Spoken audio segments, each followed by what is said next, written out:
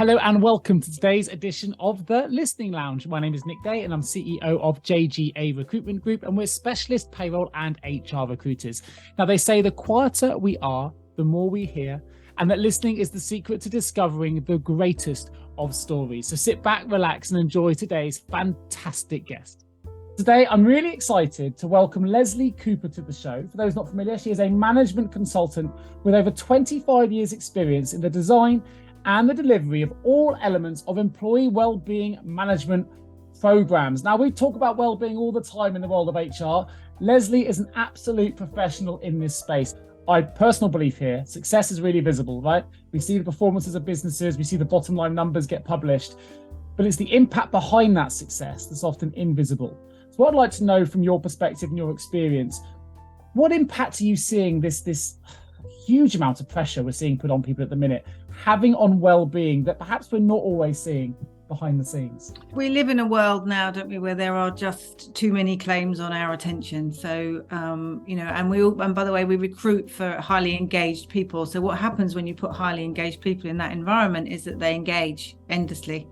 Yeah. And I think what we're seeing is a conflict, really. It's always been there, but I think people have been able to navigate it better between people's individual purpose, if you like, what makes them, whatever it is on their radar that gets them out of bed in the morning, other than their job, which is obviously very important.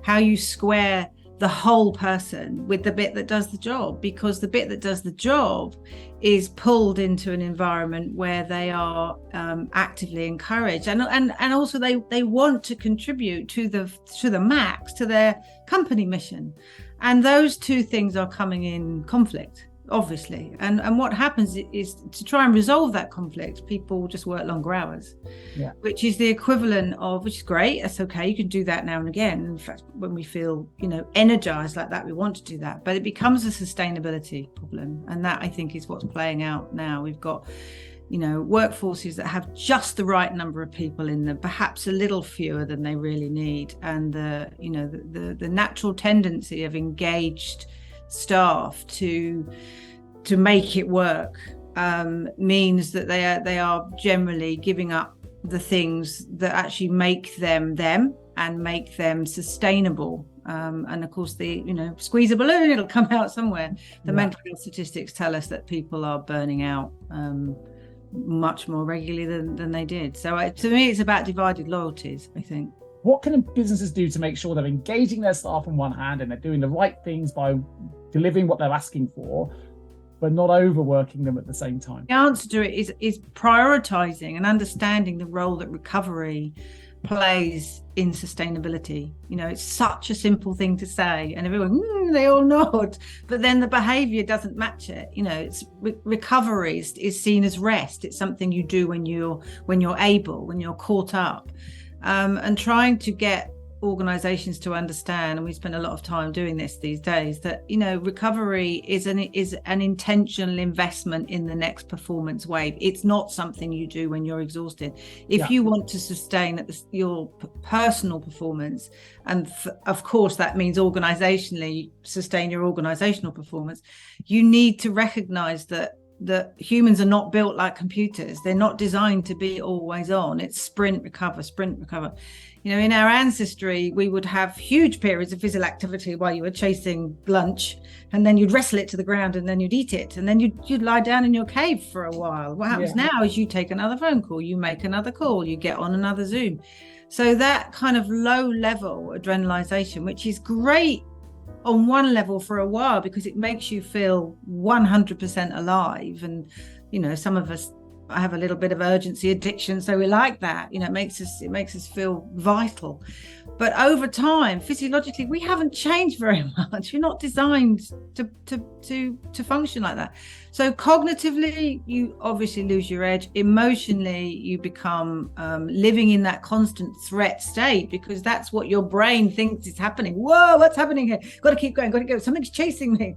In the end, you live in a permanent state of threat, which is not great then for creativity and all those sorts of things, because your primary brain, the survival brain, is the one that will always, thank God, that's why we're here, will always take over from the kind of prefrontal cortex stuff, which is where all the clever analysis stuff happens. And so our creative brain will always be subdued by threat.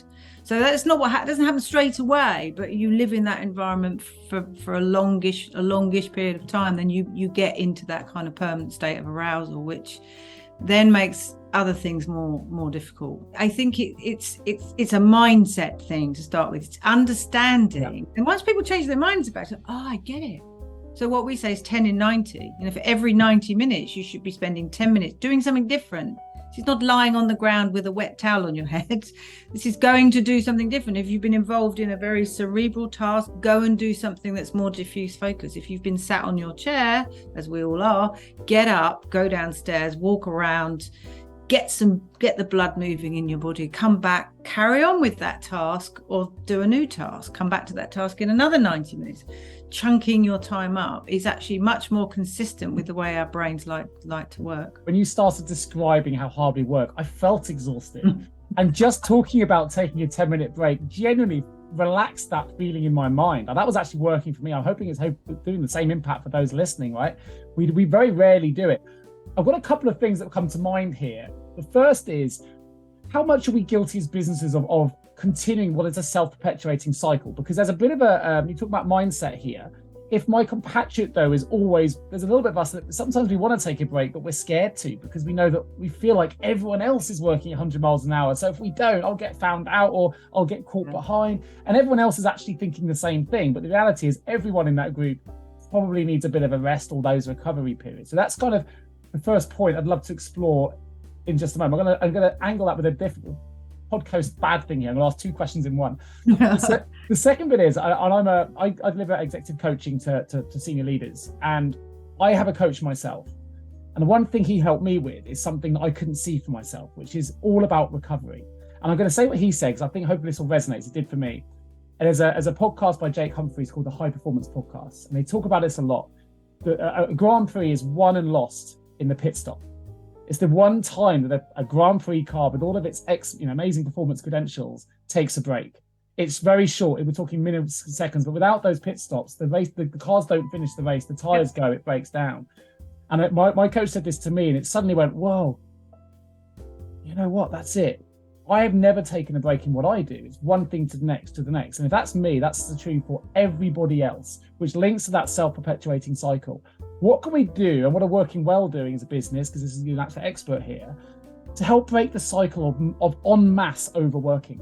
Your two questions actually are related, and it's back to the mindset thing, that if people, because we're a very social species, we do take our clues from other people. So, and we'll end up talking about the leadership role in that, obviously, because people watch their leaders all the time. They're not where they are, but they are taking their cues, and we take our cues from each other. So it takes a brave person to step out of line in that sense, because we also have this urgent need to belong. So we need to conform and to do what everybody else is doing. So there is a bravery piece, and the bravery piece comes from obviously having the strength of character to know and to be aware enough to know that actually I'm not as good as I was an hour and a half ago, but sometimes we're too busy to even notice. Your body will send you signals the whole time, actually, but we ignore them. And it's great, in meetings when we used to watch each other or actually physically be present, you could see people's, major muscles, their legs would be moving under the table because it's their body saying, can we stand up now? I'm done sitting here. So, those sorts of things, those cues we've lost, and we're not so good at even listening to our own bodies really these days, because we're so focused on what we're doing. So the answer comes back to what we were saying about changing the narrative, because if you understand that recovery isn't rest, it's not passive, it's renewal, it is an active, intentional behavior that is going to make the next performance wave better, then it becomes easier to get a narrative going in a team, particularly if the manager buys into it and understands it themselves and can actually then actively encourage mainly by doing it themselves, but also by recognizing that, scheduling meetings such that nobody schedules a back-to-back meeting. Don't do that. When I'm on calls at sort of 9:59, they go, gotta go, got another one at 10. It's like, why did you agree to that? I will join that meeting at 10:15 or 10:10. I need to walk around. Otherwise, there's no point me being on your call because I'm useless to you. I'm not functioning as I should. So it is partly about recognizing that we all do take our cues from each other. And if we want things to be different, we have to be brave enough to be the change. You might be the person that has to say, I don't think we should schedule this call at 10. Can we schedule it 10:10? There's no reason why not. It's just habit. Thank you for joining me on today's episode of The Listening Lounge. My name is Nick Day. And remember, every great conversation starts with great listening. Till next time.